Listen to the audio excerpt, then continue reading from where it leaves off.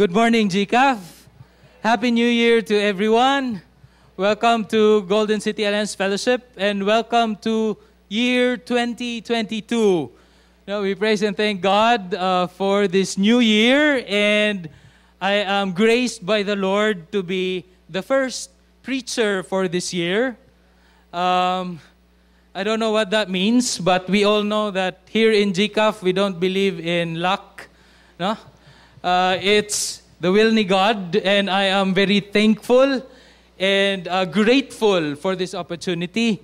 And again, Happy New Year to all of you. Can you check your neighbor if kompleto pa ba ang mga fingers? Wala naman kaayo ipaboto siguro this year. But praise and thank God for this wonderful morning that He has given to all of us. Indeed, this is the day that the Lord has made, and we will rejoice. We will always rejoice up to 2022 and onwards. I pray that we will always rejoice in the Lord no matter the circumstance that we are in. This morning, I am thankful to the Lord. We arrived safely together with my family. Yesterday, naabot me, and it was truly a joy to experience fellowship and reunion with my family. According to them, there are two kinds of travelers in this world. First ones are those who enjoys the journey. They would look around and see the beautiful sights, and they would enjoy the beauty of nature as they are traveling. They would often go out and take selfies and pictures to be posted in Instagram, and every time there's a fruit stand or a food area where they can eat, these people would often go and experience the joy of the journey. But for me, I am the second one. When I would plan to go to a certain place, I would already calculate how many hours it takes for me to go there. Because as much as possible, I would like to arrive in that place in the shortest amount of time possible. Because malipong man ko. In the journey, I usually get seasick or road sick. That's what they call it. So as much as possible, especially when I am not driving, I really want to arrive at the place where I want to go the shortest time possible. Which is why, on coming here, si Bonbon saw a lot of marang. And then she asked me, pwede ba ta mo hapit kay mo palit kog marang? Kung nga, pwede dili na, basig naas unahan dito, dool na lang. So, utangan ko sa iya og marang. Hopefully na ay barato sa Kugon or in the, wala, dito ra sa Iligan dapit. Anyway, as I was reflecting on our journey or our vacation lugar, I remembered also the message ni Pastor Joe last week, which I am truly blessed. Salamat gyud sa Ginoo for that beautiful message from the Lord that talks about faith. And it helped me realize that on a larger scale, somehow, the travels that we do in this world have a similarity with faith. The book of Peter tells us that we are aliens and strangers in this world. Lumalabay lamang.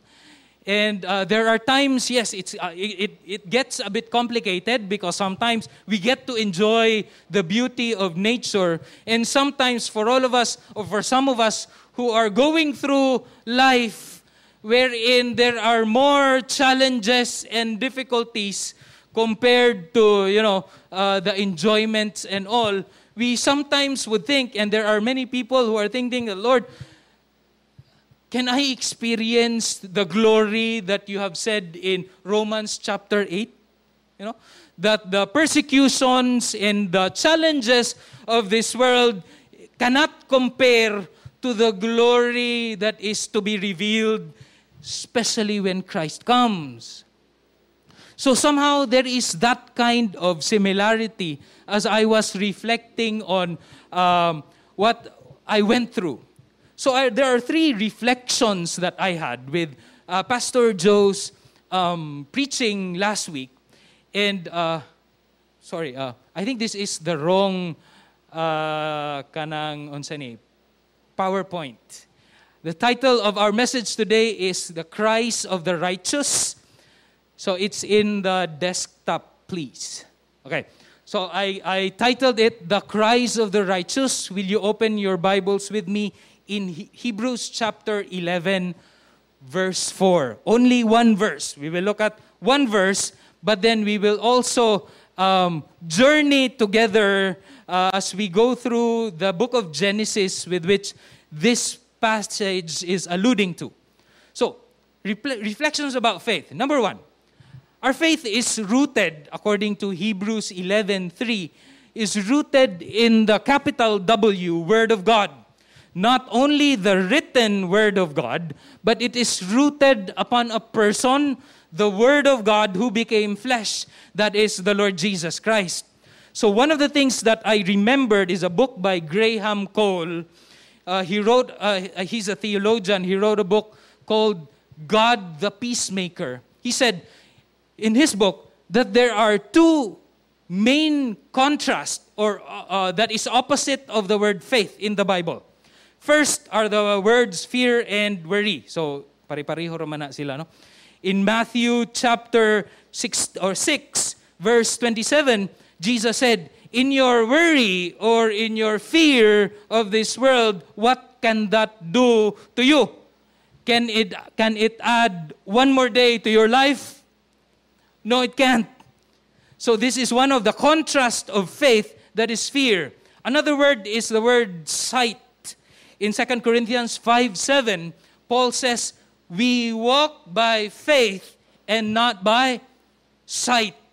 So Paul here is referring to the wisdom or the foolishness of this world, the things or the philosophies or the myths and things that this world is ang system of this world. So these are two contrasts of the word faith, but it is never contrasted with the word reason. Reason, because we have a faith that is reasonable. Why? Because it is anchored upon the Word of God. Wherein the book of Hebrews, or the preacher of Hebrews, has given a massive description from chapter 1 to chapter 10 of who this Word of God is. He is greater than the angels, greater than Moses, greater than all the prophets. He is the high priest, not in the line of Aaron, but of the lineage of Melchizedek. He is 100% God and 100% man who can empathize with us as we go through the difficulties of this life. It is not an unreasonable faith, or what we sometimes call as a blind faith, the blind leap wherein we will jump to an unknown abyss. But by faith, I will do so without any anchor or without any hinge that is supposed to be in the Word of God. So as I was thinking of it, in our travel from Cagayan de Oro to our place takes around 7 to 8 hours. And I dread those hours. But because I know that when I get to my place, my mother is waiting for me. I am assured that she's there waiting for me. My mother-in-law and my sisters-in-law are there waiting for us when we arrive. I could get through any hardships of travel because I know that when I get there, I will be refreshed down to my soul because of the fellowship. I know it's not a blind and unreasonable knowledge or faith, shall I say. It's real, it's true, because I know. I've been there before. We talked in the cell phone. I know. In the same manner, as we go through life, God has also revealed to us through His Son, the Word, the Lord Jesus Christ, that is written down in our Bibles, the reality of His promises, the truth of His identity, that we can lean and trust on Him no matter our circumstance. Then there is that assurance. There is that assurance, number 2, or a full hope that the present circumstance will not be permanent. Og nangalipong natas biyahe, kasukaon na kay kas mga problema niining kalibutana, be assured that the present circumstance will not be permanent. And the third, connected with this, it also brings certainty that the future is upon God's hand. And if God is for us by grace through faith in Christ, then we are assured that the future brings an amazing glory that will be revealed to all those who put their faith and trust in the Lord. Isn't that amazing? We do not have an unreasonable faith, brothers and sisters. We have the Lord Jesus Christ. And in the Lord Jesus Christ, He is the cornerstone, cannot be shaken, as the song says. And this is what the writer or the preacher of the book of Hebrews was talking about in chapter 11 as he preached about faith. And you know what? The very first example that he gave in this faith, this definition, is in verse 4 with the brothers. Let me read them to you. By faith, Abel offered to God a better sacrifice than Cain, through which he obtained the testimony that he was righteous, God testifying about his gifts, and through faith, though he is dead, he still speaks. Now, looking into this verse, we see that there are probably many questions that you can ask, and it's always good to ask questions as you engage with Scripture.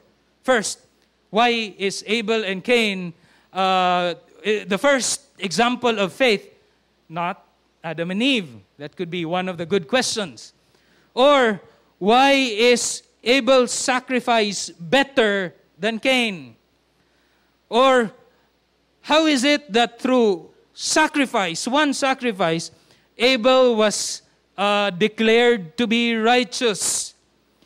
And what is the connection of righteousness and faith?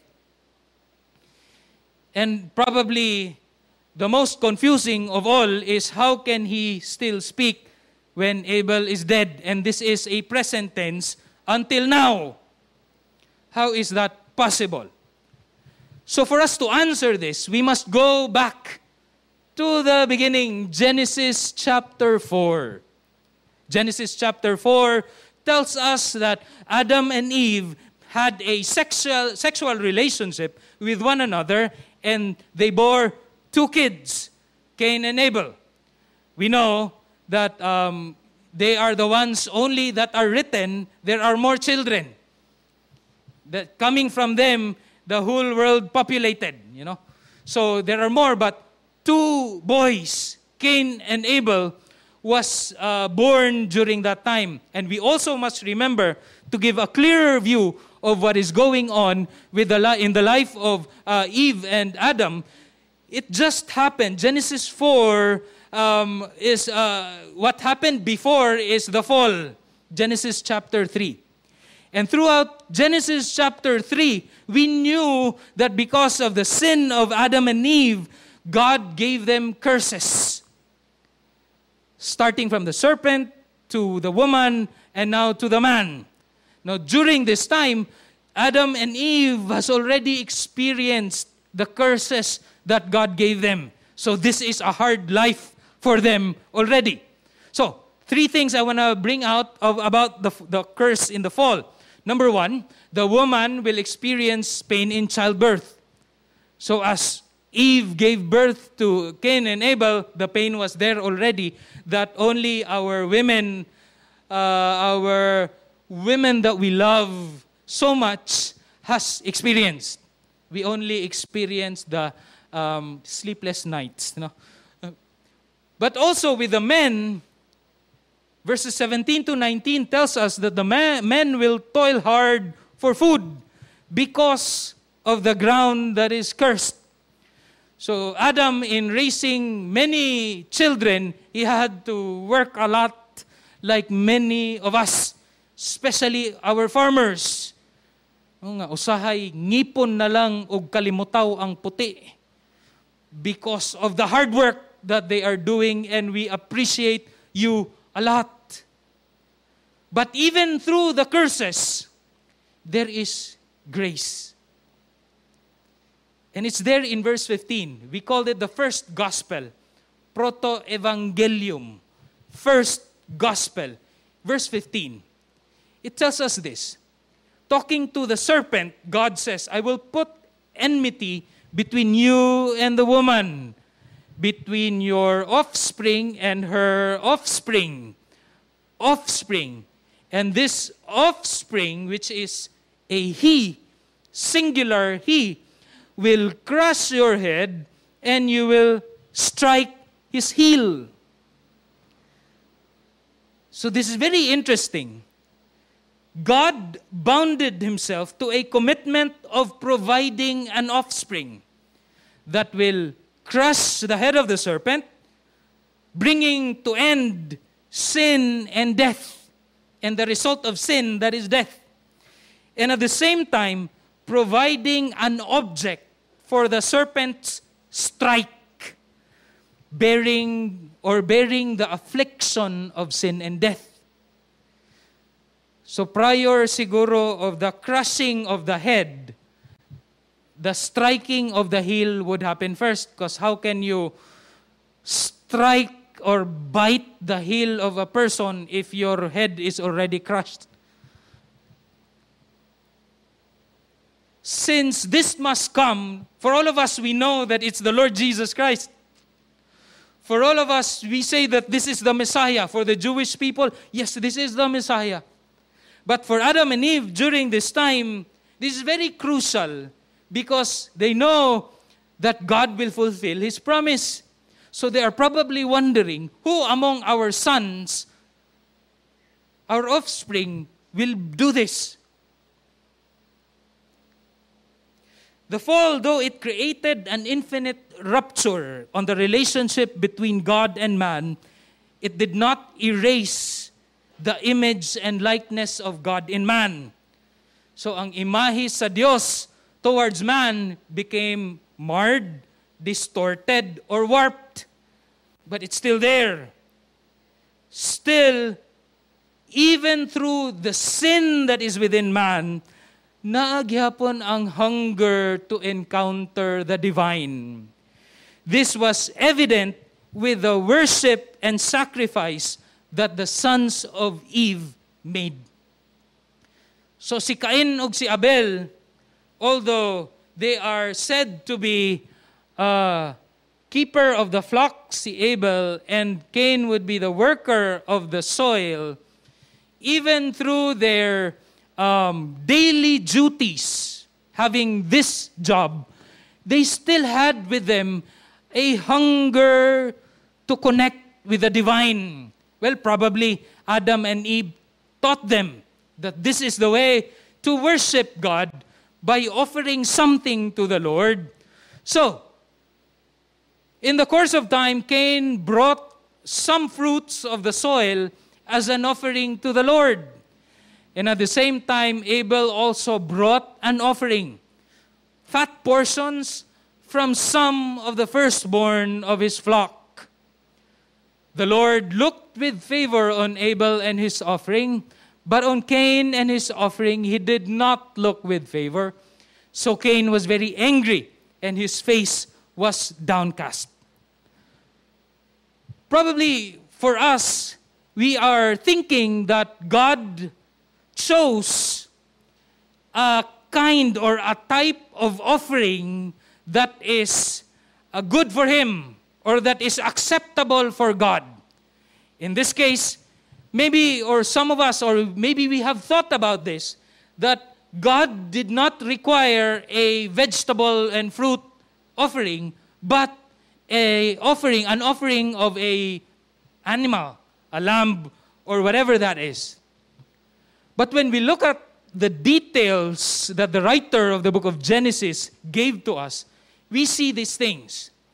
For Cain, he brought some fruits according to NIV, but for Abel, it was specified. Fat portions of some of the firstborn.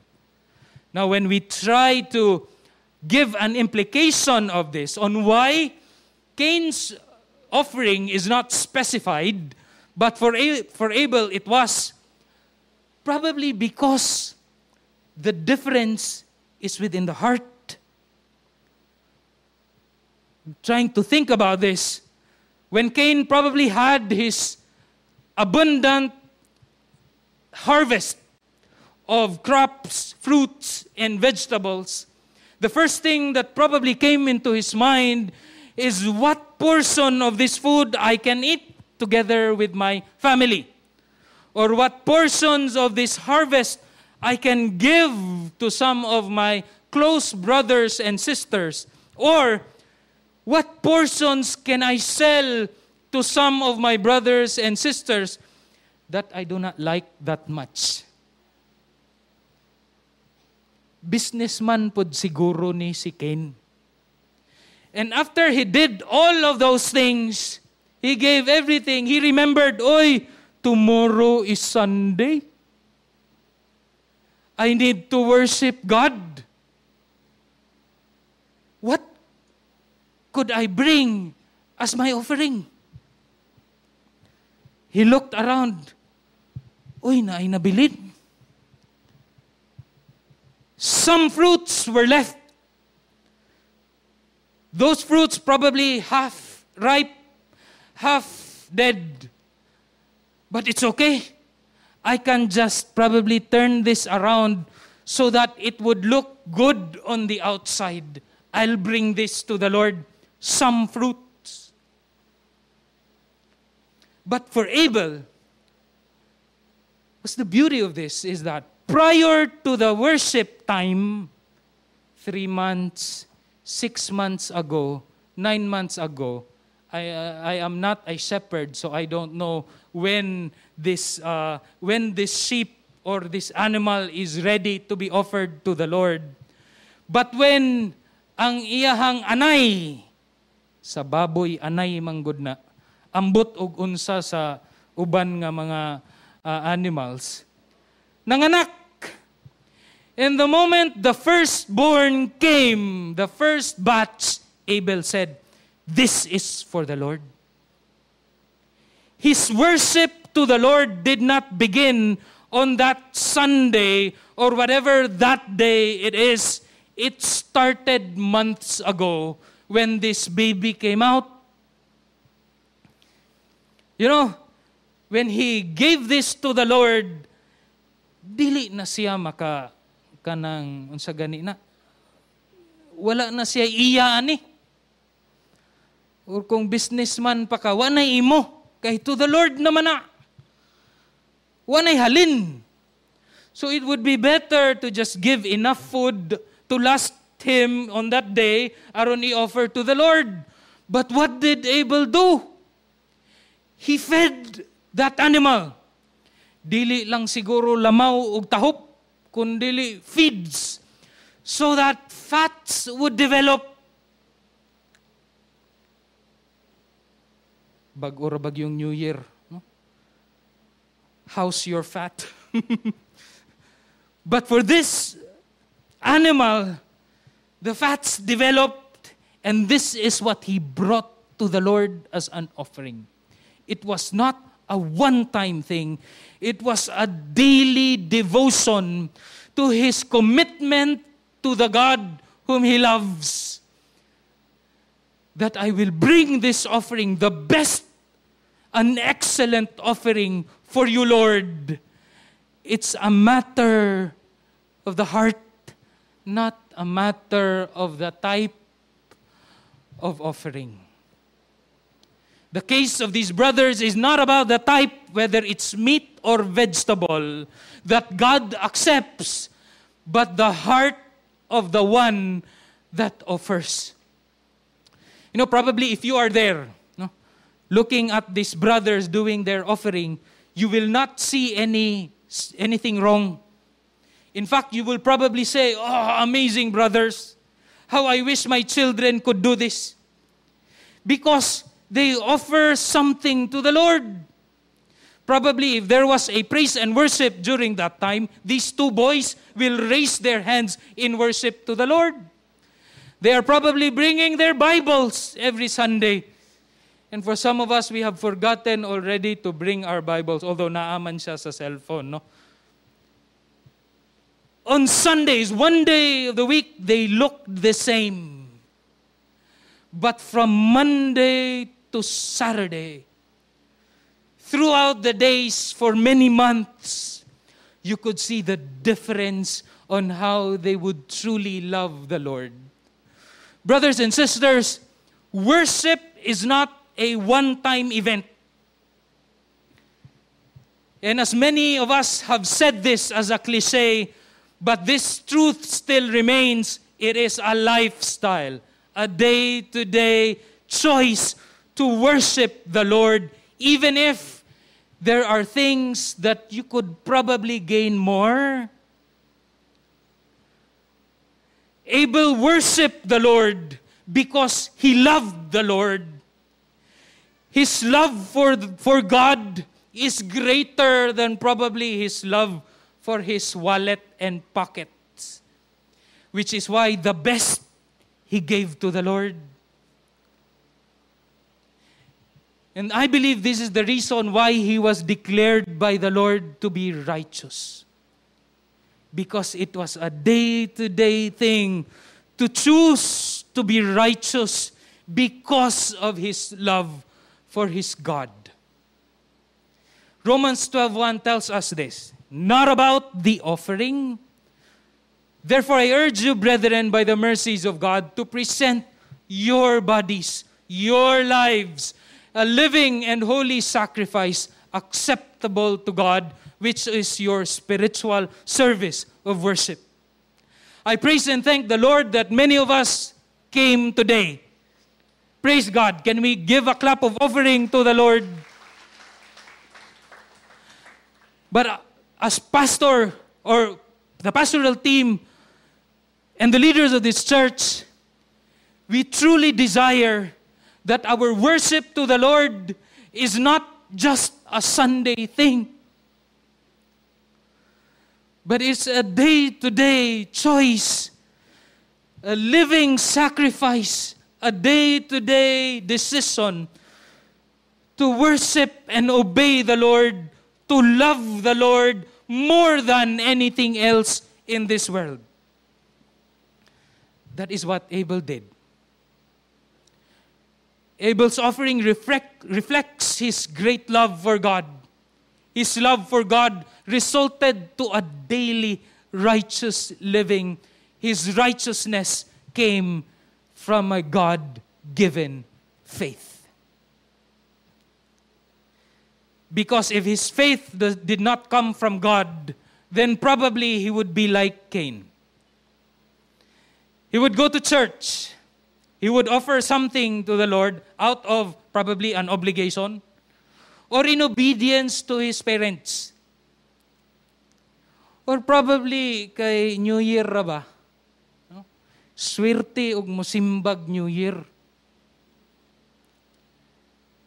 Like for many of us who also jumped during 12 o'clock, no, kay basin og daghan kay og lingin nga prutas sa balay. But when we look at Cain, you will really see, that it's really a matter of the heart. It's not a matter of the type of offering, but it's the matter of the heart. Because the moment God discarded Cain's offering, Cain became angry, frustrated to a point that his face became downcast. Suko kay siya. And God had to talk to Cain. And he said, Cain, why are you angry? Isn't it that if you would only do what is righteous, righteousness that comes from a God-given faith, then your offering would be acceptable. Cain, God said this, and I believe this is still grace from God. Sin is crouching at the door. The devil is crouching at the door, and its desire is to have you. That's what God said to Cain. And you will realize that in this conversation, Cain did not really listen. Starting from a complacent spiritual life from Cain, loving the benefits of this world, benefits of his harvest, it boiled down to hatred. And it boiled down to something more worse. One day, he called his brother, bro, let's go to that field. I saw something that is nice. Probably a purple horse. I want you to see it for yourself so that you will enjoy the creation of God. I'm just exaggerating. Let's go, Abel, and I'll show you something. And there in that field, Cain murdered his brother. Hatred, it turned into lying, manipulation, and it turned to an intent of murder and to the actual murder itself. I call this the sin spiral towards death, or a downward spiral towards death. Do you know somebody who has experienced also the same kind of situation? Bible character. King David, yes. Remember si Bathsheba? When the kings are supposed to be at war, where is David? He was at home. Nagpahayahay si David. Niadto sa iyang rooftop ug nakakita og naligong babayi.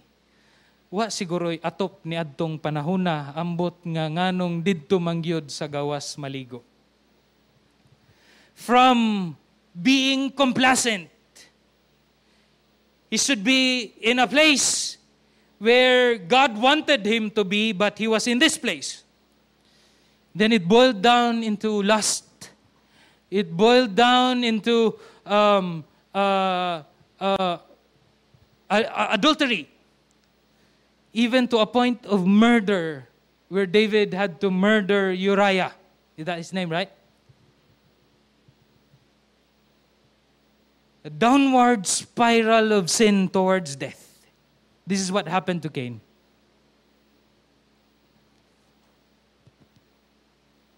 And at this point, if you would see the big difference that Cain had versus si King David, was that during the time when King David realized his sin because of the prophet Nathan, he repented. He tore off his clothes and he repented for days to the Lord. Prayer and fasting. But for Cain, when he realized his fault, he went on with his curse to a point that he built a city for his children.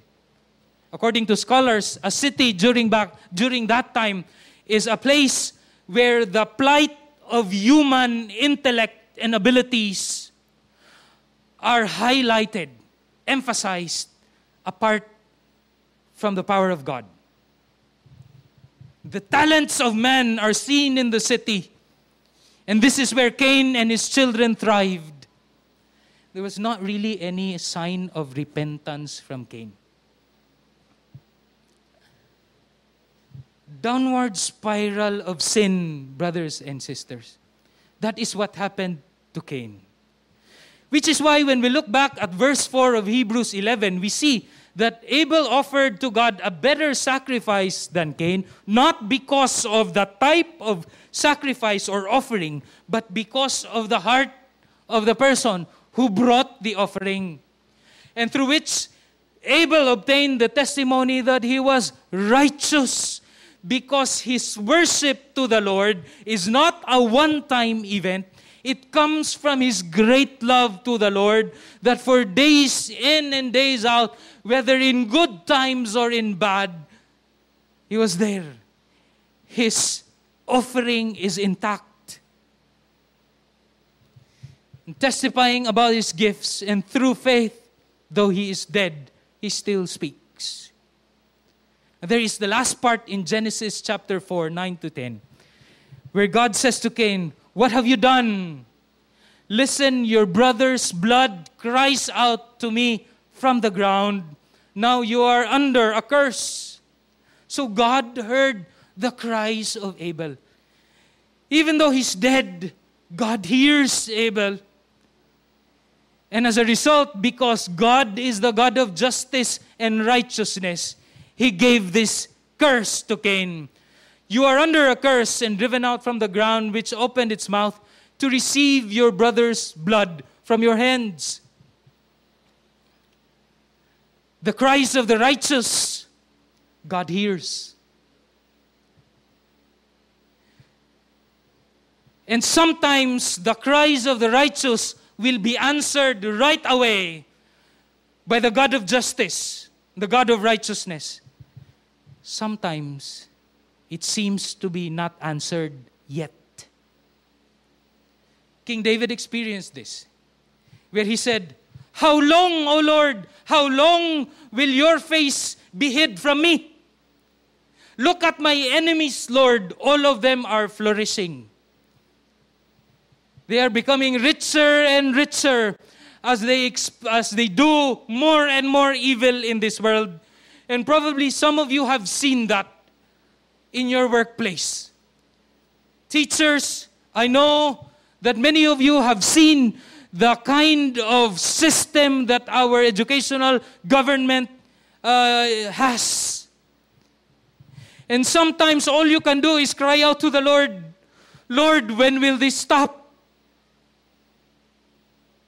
For all of us who are working in the government or any other institution, we see day in and day out the evil hearts of men.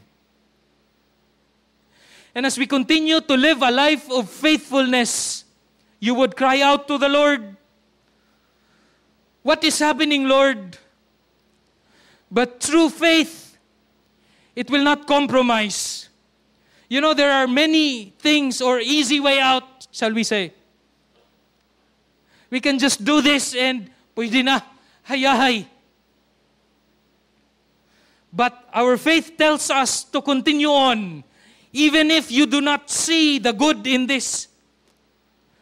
But because it is written in God's Word, the God whom you love, the God whom we love, I will continue to obey. And God sees that as righteousness because of your faith.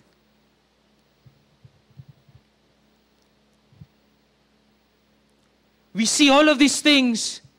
You cry out to the Lord, God hears you. In fact, in Revelation 6:10, sorry, can I have my PowerPoint again? In Revelation 6:10,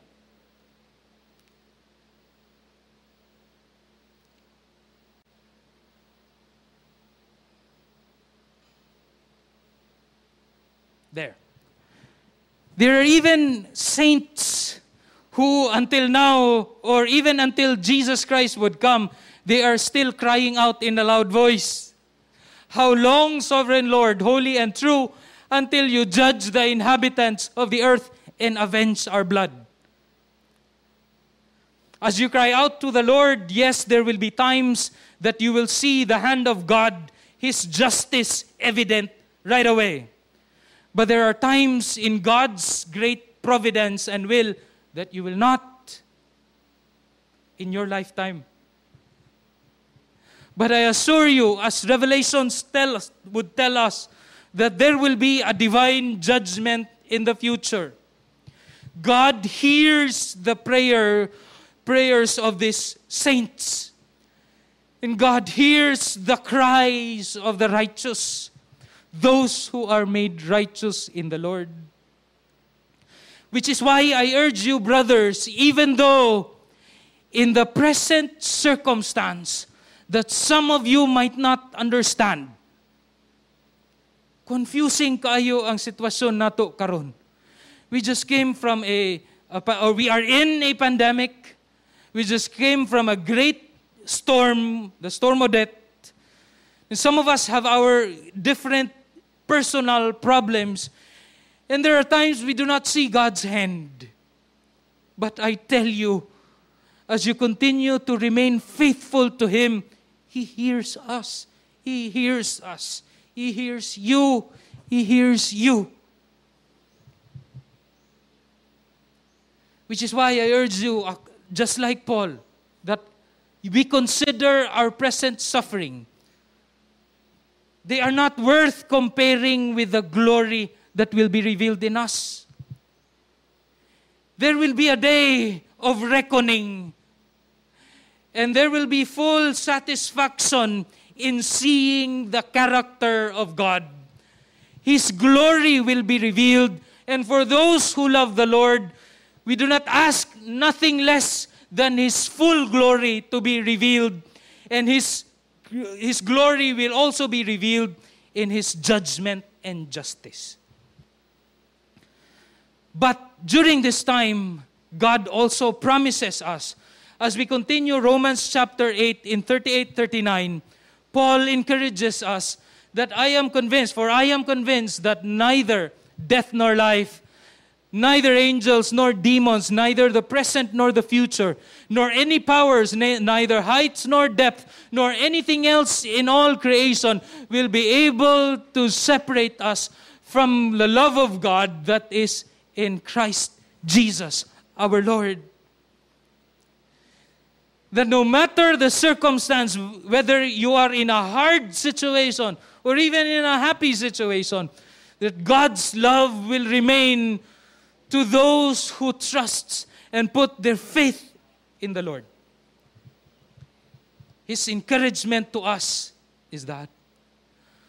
So remember, brothers and sisters, the God of justice hears the cries of those who are made righteous because of their faith. As we celebrated New Year, I know some of you are celebrating joyously, with festivities and with a lot of lechon, a lot of food. We must remember, brothers and sisters, that as we are celebrating that, there are also people who are celebrating experiencing New Year with sadness and heaviness in their hearts. I have an aunt in Cebu who texted us nga, bag-o ragyod, sa New Year ragyod, nibalik ang ilahang kurinti. We have probably brothers and sisters who celebrated New Year in a COVID ward, alone. And we have a brother and a sister whom we love, si Lemuel and Faye. I asked their permission to share their story. And as they went to General Santos on the 29th, his father was waiting for them, but because of cancer, he died before they came. He was not able to see his apo. And they are celebrating their New Year with a heavy heart. because the father whom they love, si Pastor Miano, departed already. But I was so blessed with his words when he said this to me that, PJ, how I long or how I wish that we would have been there and see him before he died. But we do not hold his life in our hands. It's God who holds his life in his hands. So no matter the circumstance, we trust in God's perfect will. That's what he said. And I was so blessed that even through tough circumstance, you can see the faith, his faith in the Lord glowing. Amazing. And those are the kinds of faith that even though you do not see it right now,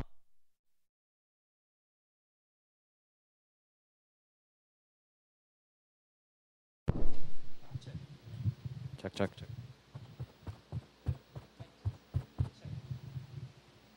check, okay. But even though they do not have any assurance, their eyes of faith sees that one day all of this will just pass away. There is a greater promise. There is a greater glory to be seen and to be revealed, and they are assured of that. Just like I was assured that when I will get to Kabasalan, I will be refreshed. My mother's waiting for me. Because we have a God who is like that. And as we experience a lot of injustices in this world, we have a God who hears us. And I believe that is more than enough. He hears us, brothers and sisters. He hears you. He knows your pain because Jesus Christ went through all of that. Kabalo siya. And that is more than enough. That the Alpha and the Omega, the King of Kings and the Lord of Lords, He hears me. Hindi man gay ko madungog sa Presidentes Pilipinas, but the God of the universe hears me. That in all my pains and all the injustices in this world, God hears me. And that is more than enough. Hallelujah to the Lord. I pray that that will be our mindset in this year 2022. That we will continue to choose God. No matter the temptation, no matter what is going on in your workplace, we choose to trust in God's word. We choose to trust in the Lord Jesus Christ. We choose to obey His words because that will tell the people of our great love and faith for Him. We do that because God hears us. He hears us. Let us pray. We praise you, God, for your amazing words. Thank you, Lord, for giving us the strength to walk by faith and not by sight. So many things in this world, Lord, that could take our glance or our focus away from you. There are many spectacles in this world that can truly entrance our eyes and our visions. But I pray that your grace will guide us through straight paths. That your word will be the light of our feet, the lamp of our feet and the light unto our path. That we will neither look on the left or on the right, but continue to walk by faith in the Lord Jesus Christ, our great high priest. And teach us, Lord, to trust in you, even through the toughest of times, knowing that you hear us because of your great love for us. We love you, Lord, and may that be evident this year, 2022 onwards, for your glory and honor. Amen and amen.